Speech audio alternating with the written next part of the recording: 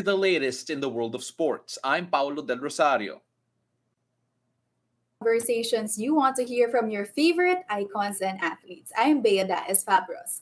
On tonight's Game Plan, we'll catch up with Balipure's returning Alina, Bicar, and newcomer Marian Buitre as they look to surprise in the upcoming PVL season. We'll also catch up with former UST Courtside reporter Makyla Chavez to relive her UAAP Courtside experience. And we'll talk about Kobe Bean Bryant's legacy, the Mamba mentality, and how much of that is seen among today's NBA stars. Buckle up, sports fans. Let's get in the game. With 4 mainstays, 2 returnees, and 8 new recruits, the Balipure Water Defenders are looking to shock fans in the upcoming PVL season. Tonight, returning center Alina Bicar and incoming hitter Marian Buitre join us to share their excitement of becoming a water defender. Ladies, welcome to the game. Hi, Paolo. Hi, Bea. Hello. Ang babait nila, Bay. I love it. I think we're going to have a great show here today. Marian, I'll start off with you. First of all, you're coming from a champion team. They know how to win. Siyempre, making a choice to go to a different team is always going to be a big one. Ano ang pitch sa inyo ng Balipure? And why did you decide to move on? Well, being in a champion team is really something to be proud of and something really prestigious. But I made the decision to transfer to Balipure para magkaroon ng bagong environment and for a better opportunity for more playing time. I think it will be better for me, for my career in the long run. It will, leaving Cherry was tough, syempre, pero that's just how life goes and you will never really know what's best for you if you don't try to find it and try to put yourself out there, diba? Yeah, I like what you said, Marian, how it was for personal growth as to why you chose to move to Balipure. But for you naman, Alina, ikaw nagbabalik ka sa Balipure, no? And I'm sure all your teammates and your coaches welcomed you with open arms nung nakabalik ka na. How excited are you to be back home with Balipure? Ayun po, sobrang excited syempre kasi yung mga teammates ko yung mga coaches ko din dati, mga kasama ko ulit ngayon. And excited din kasi madami akong bagong teammates na madadagdag ngayong season na to. Siyempre, one of them is on the call right now, si Marian. And nung nalaman mo na makakasama si Marian with that group, siyempre, Marian wants to have a bigger role, wants to show off more. Ano yung mensahe mo sa kanya, knowing that she's here to do bigger things with the team? Yun, Sorry na on the spot bigla no? Yan inform. Ayun, siguro magkakaano ko nila ate. And sa UAP naman kasi is nagkakalaro naman din kami. So, alam na namin kung and nakapunta na din kami sa ibang team. So, syempre, ma-adapt din yon. And, ayun, excited at ko ako na maka-teammate si ate. And, Alina, ate. Wag daw ate, Alina. Ayan, so Alina, alam ko na a lot of teams in the PVL are changing their lineups, adding different players to their team.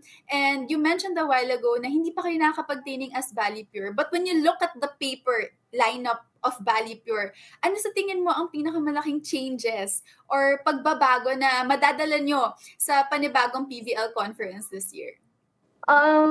Siguro ngayon kasi yung mga lineups, mas mga bata. I mean, hindi naman yung like, may mga fresh legs din. Mga fresh legs po.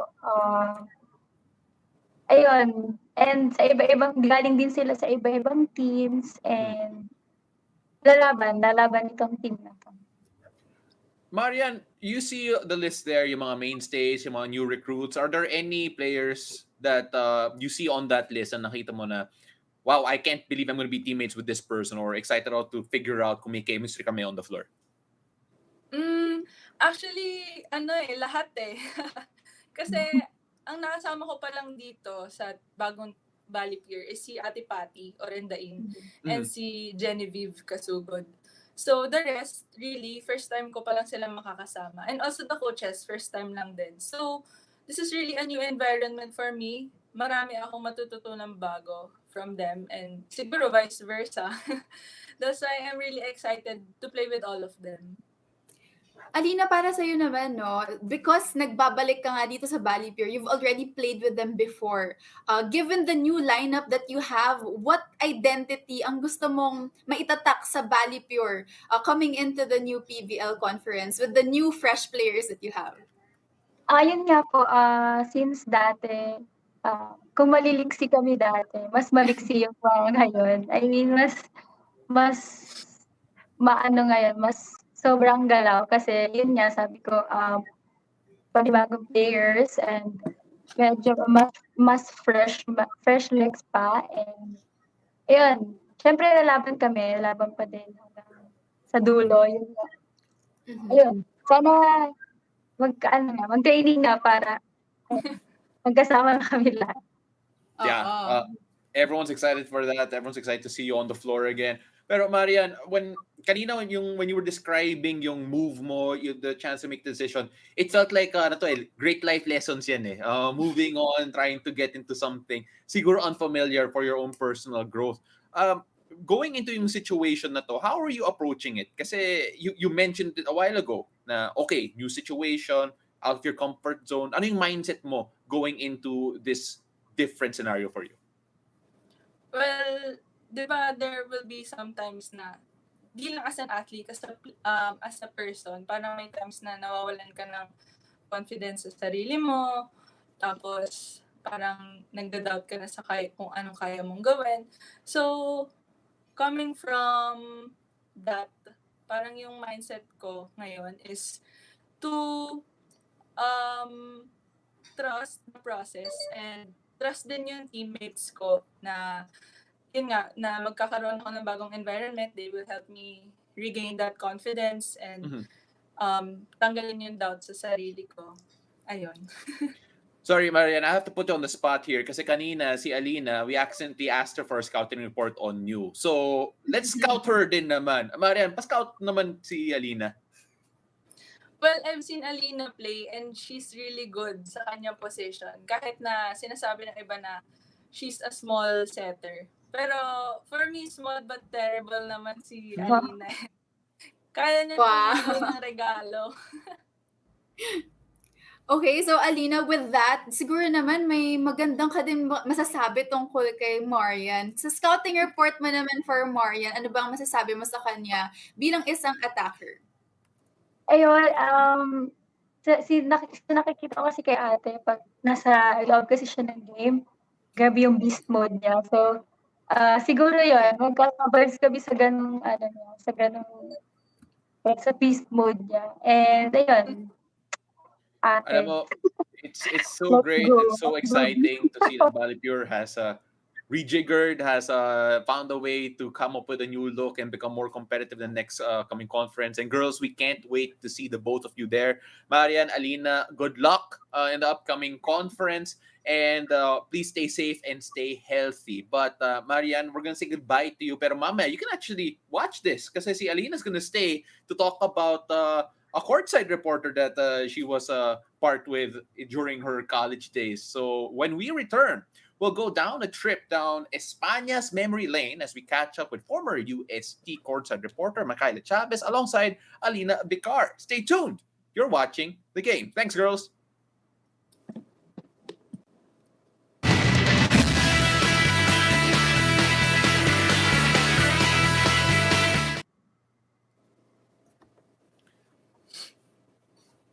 Well, that was Alina Bicar and Marian Buitre of Balipure joining us just a while ago. And I think, Bay, it's fair to say that excited na tayo for the upcoming PVL. So many new teams. I don't know how to predict it. Sa totoo lang. Exactly, and most of them have yet to start practice. So I'm really excited how all the teams would really gel with one another, with all the teams revamping their lineups. So really exciting times for the PVL. Yeah, and of course, syempre, trip down memory lane muna tayo. Alina will be joining us in just a bit alongside Makyla Chavez the courtside reporter for UST for a couple of seasons. I've never talked to her before, I think. And can't wait to get to know her in just a bit. That's coming up in a few seconds. So everyone watching on Facebook Live, please don't go away. Please stay. In fact, maybe go down memory lane along with us.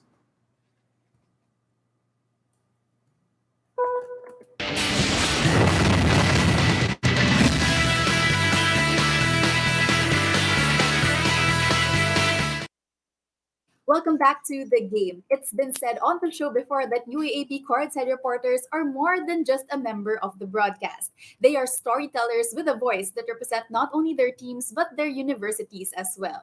Tonight, it's Throwback Thursday España edition as former UST courtside reporter Makyla Chavez joins us alongside former UST Golden Tigress Alina Bicar. Ladies, welcome to the game.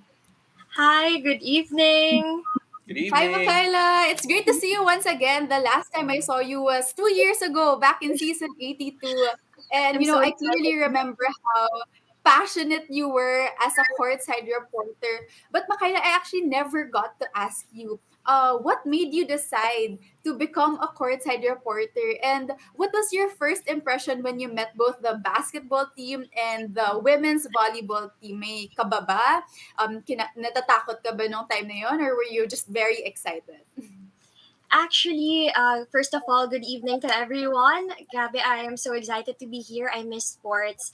Well, it all started kasi with my big love for um, public speaking, and hosting has always been my passion ever since. And I just think that my big love for sports and the thought that I wanted to become a courtside reporter all came to mind when I became the resident host of this show called Frontrunner. So basically, it's the official sports show of the university, powered by the broadcasting arm of UST. It's called the UST Tiger TV.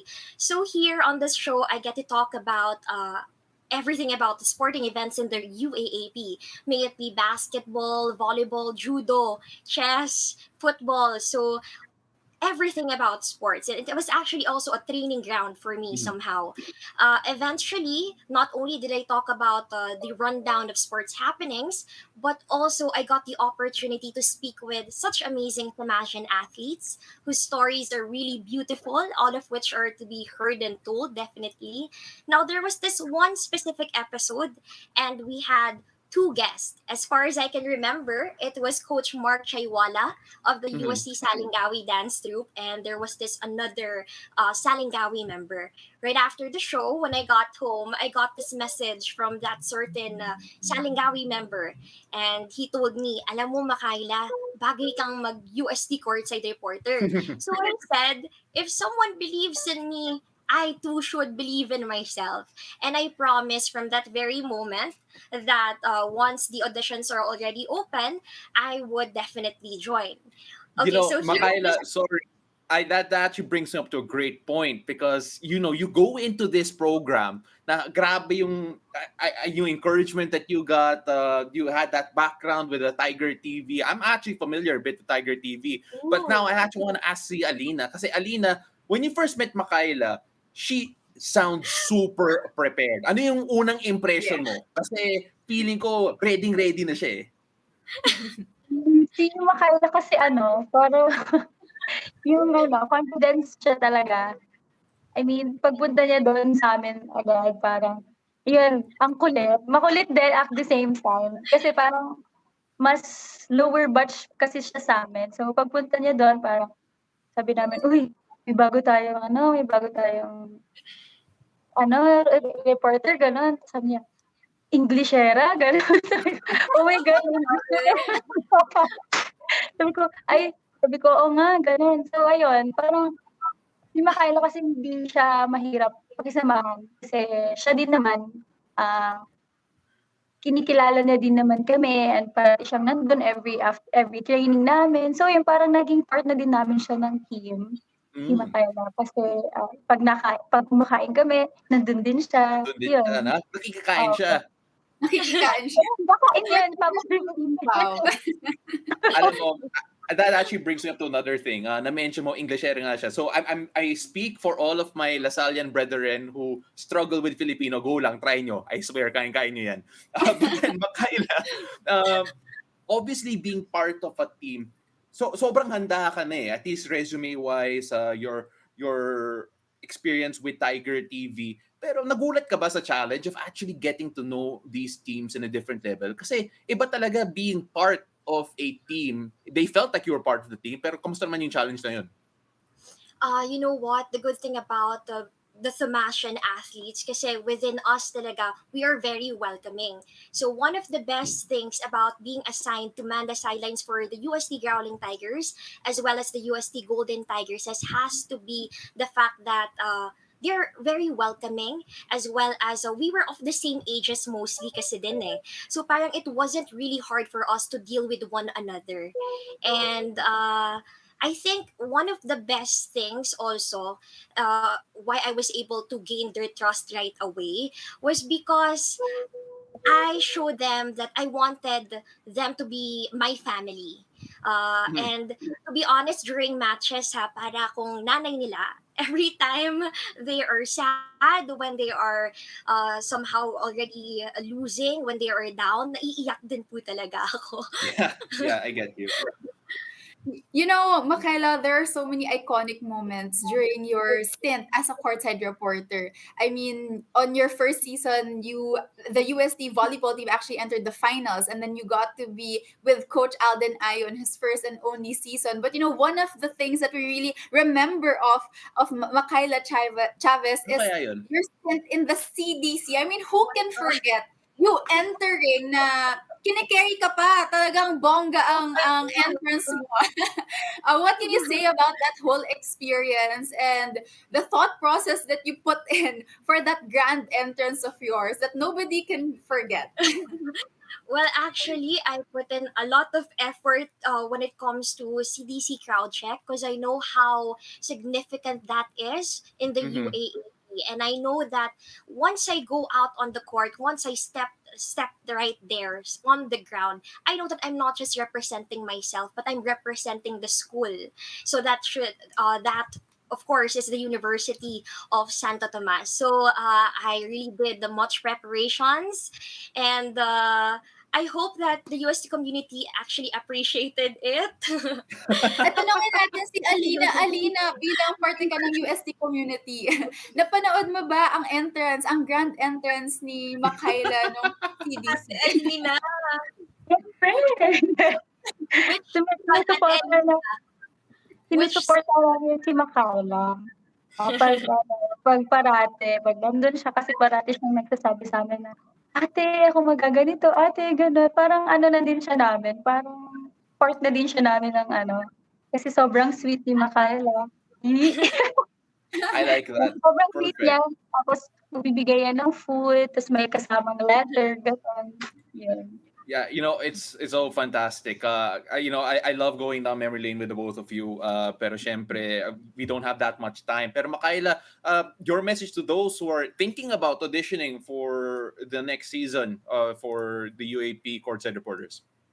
Well, to those who wish to become a courtside reporter in the UAAP, all I can say is show nothing else but big love for the university you're representing.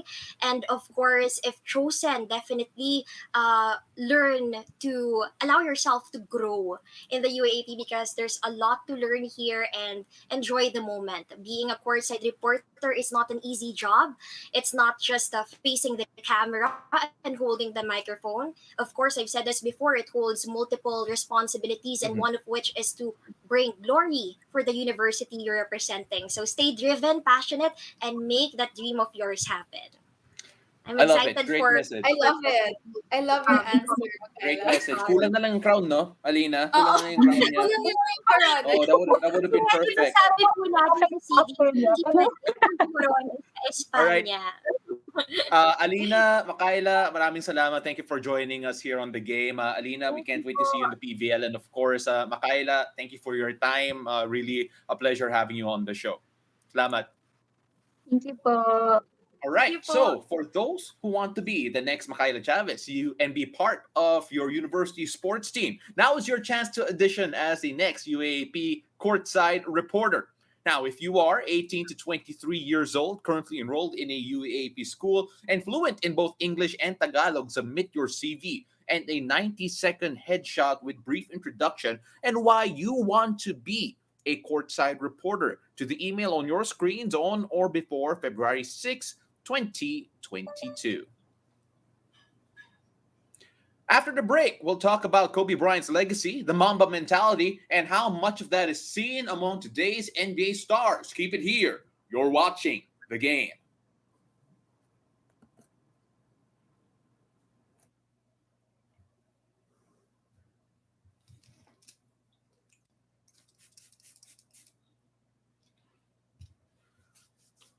All right, hello again to everyone watching over on Facebook Live. That was Makyla Chavez and Alina Bicar talking about their time in UST.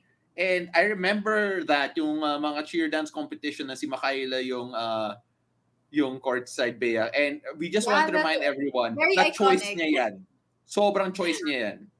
I know you have your own chance to create your own entrance, and she really made it big. Yeah, 100%.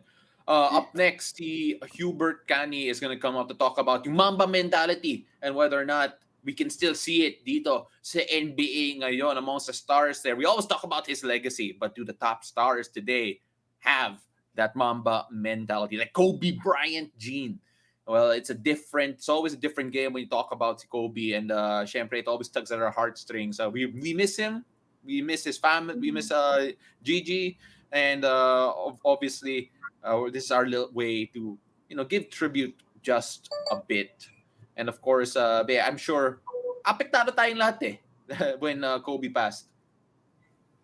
Yeah, definitely. I mean, it was his death and second death anniversary yesterday. So we hope Yeah. to give tribute through this small segment that we have here with our next guest. Very exciting, Hubert Cani. All right. Sige, grabe. Pang streamer daw yung setup niya. Sabi niya yung girlfriend daw niya. But let's see. I don't believe it. I don't. All right, that's coming up next.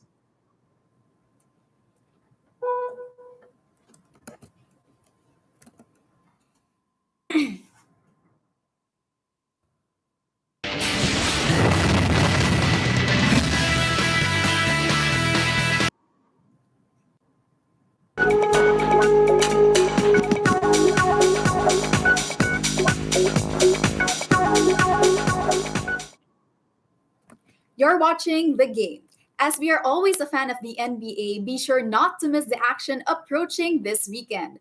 Tomorrow, LeBron James and the Lakers take on the red-hot Joel Embiid and the Sixers.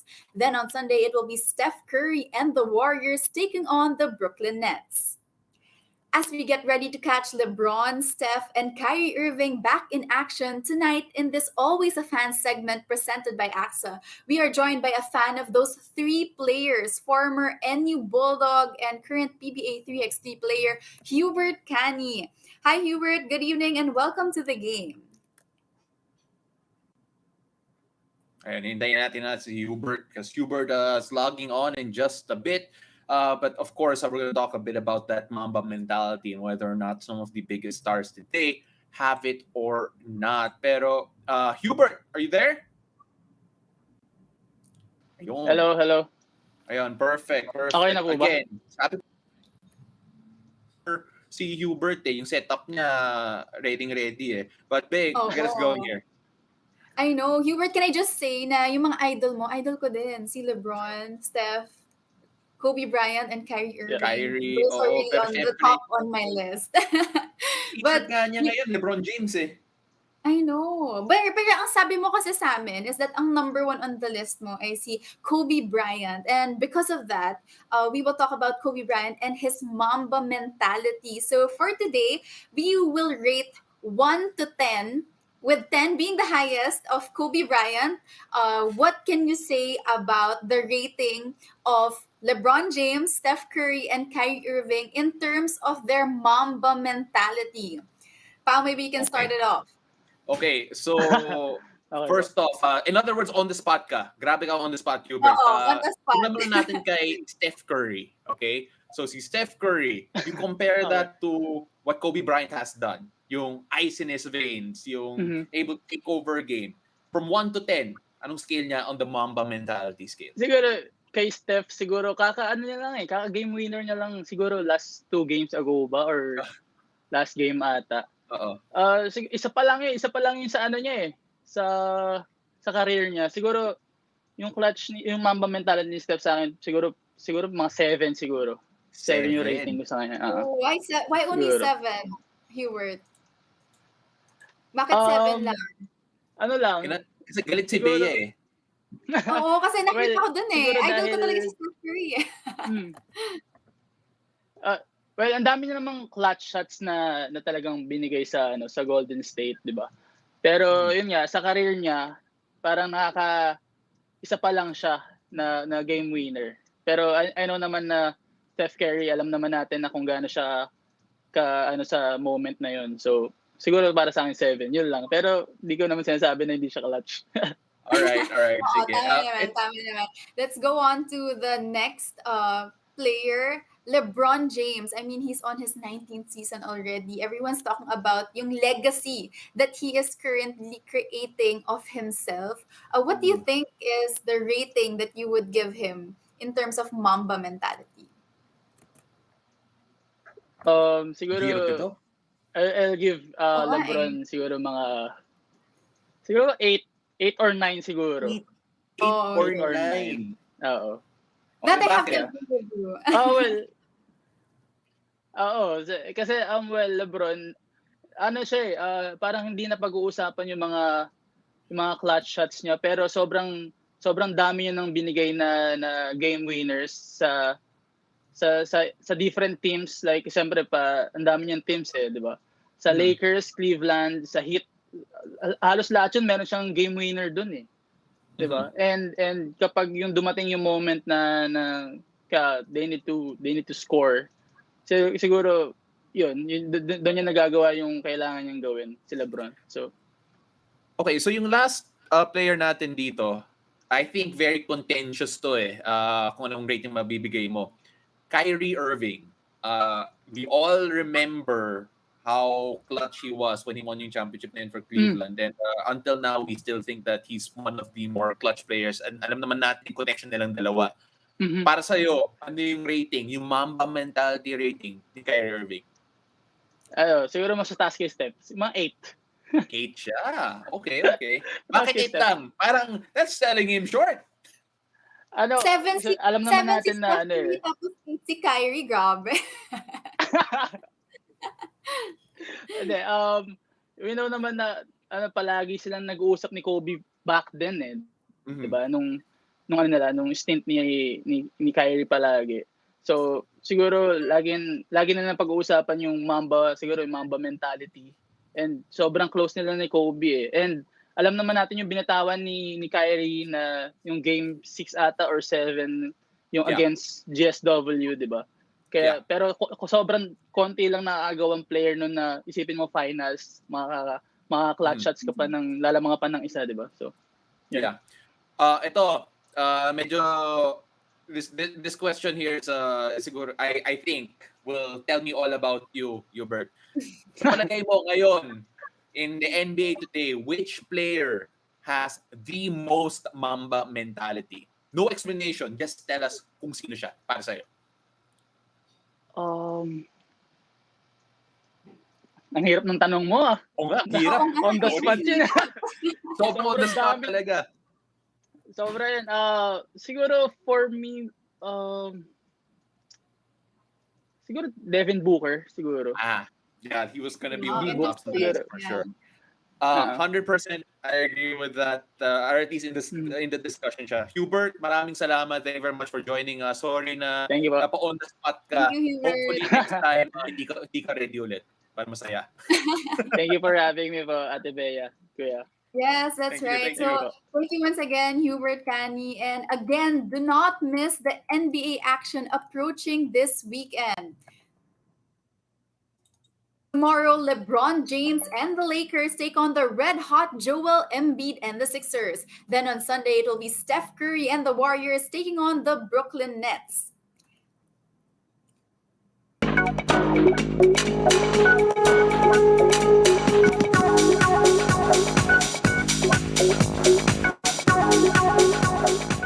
That's all we have for tonight. Thank you once again. My name is Bea Daes Fabros. I'm Paulo De Rosario. This has been The Game.